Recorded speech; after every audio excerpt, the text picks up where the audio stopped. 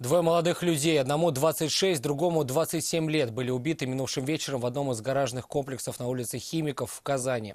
Сначала обнаружили тело одного погибшего. Оно лежало на земле у гаражей. Затем полицейские узнали и о втором погибшем. Его друзья пытались довести до больницы, но врачам оставалось лишь констатировать смерть. Нафиса Минязова о кровавой трагедии и ее причинах. Еще двое лежали где-то, да? Проехал ты просто мимо. Да. Они точно были в крови? Да, один точно не стоит. Потому что один плохо шел.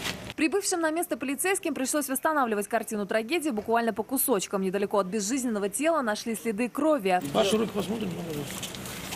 Нет, Я его смотрел, да? Мне в крови. А, ты его трогал? Да, я лежал что по щекам, смотрел пульс задран, посмотрел кровь. Вскоре они привели стражи порядка к предполагаемому месту конфликта. Вон кепка, вот маска.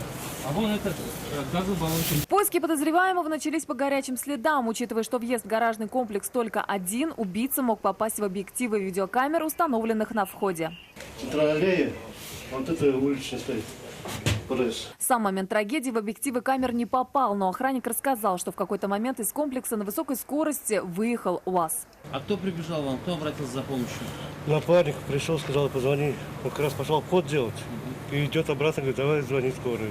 Вот все, я остался на воротах, закрыл. Мужчина и обнаружил тело погибшего 27-летнего молодого человека. Когда на место приехали полицейские, к гаражам подъехал и тот самый УАЗ. Его водитель, приятель погибшего, рассказал, узнал, что его товарищ ранен, и тут же примчался на помощь. Увидел друга, посадил машину и помчался в больницу. Лежащего неподалеку второго товарища он не видел. Мы с ним договаривались, что мы поедем кататься. То есть я вот даже вещи еще не успел разгрузить. Прибегает Артур ну вот мой друг. Он говорит, поехали быстрее Я говорю, что случилось? Он говорит, Артур умирает. Мы уже поехали сразу его забирать. И вот пока ехали по дороге, звонили в 112, чтобы уже подготовили людей. Вот это реанимация. Но уже привезли констатировать то, что умер.